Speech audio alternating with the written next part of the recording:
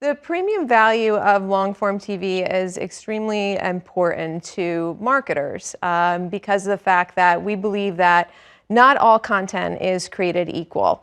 Although marketers are putting a lot of their video dollars all in one bucket, and we understand that's important from a planning perspective, there's also something to be said for the fact that all impressions are not created equal from an ad effectiveness perspective. We actually did a report. We looked at over 158 different sources, and what we found is that ad effectiveness varies by content and ad impact. And so when you look at the ad impact of premium, professional, long-form content, it's significantly different than when you see it across different platforms, different devices, etc. So we think that there should be something said for premium, professional content versus the content from other platforms. Okay, I guess the counter argument to that would be if you grew up on YouTube or mobile video, that's premium to you. What do you guys say to that?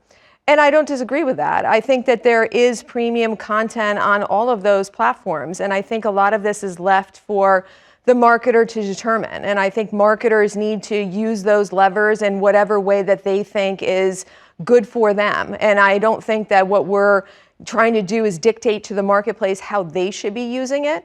I think what we're saying is there is a distinction.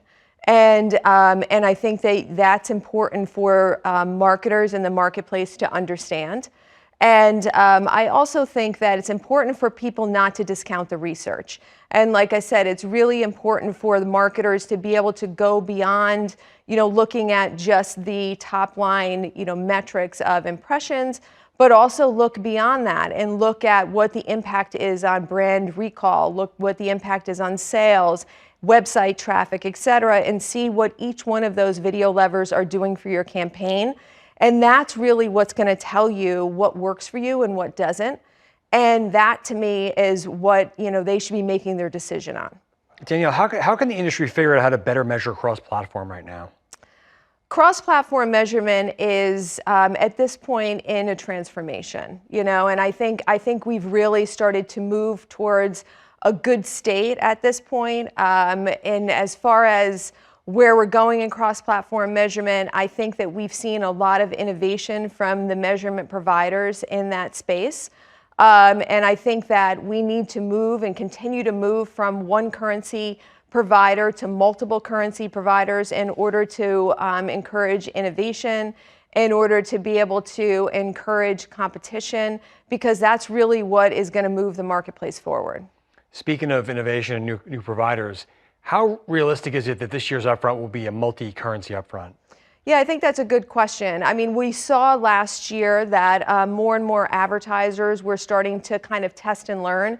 And I would say last year was kind of like the test and learn upfront in my mind. I think this year is absolutely going to be an upfront where there's going to be much more advertisers moving towards actually transacting on alternative currencies, especially with the fact that the legacy currency is going to be using the panel-based kind of legacy,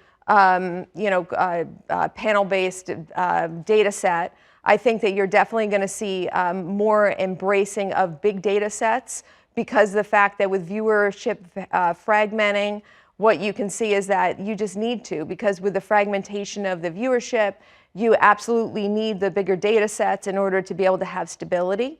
So I think that it's just necessary as we move forward. So I think that, as we move forward, we're absolutely going to see that. Danielle, the VAB, as well as some of the big networks, have made a big push toward touting the premium value of long-form TV. What's behind that?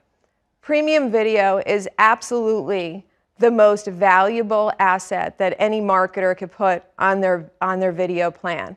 Premium, professional, long-form content is what they would put as far as a brand safe environment. It evokes emotional storytelling, and it gives them the best metrics and investment for their spend. And it absolutely is the place that they should be putting all of their video dollars. And although we of course understand that they might be looking at other places to put their video investment, we've seen again and again from all of the different sources that we've looked at that premium video is outspending and it has better ROI than any other place.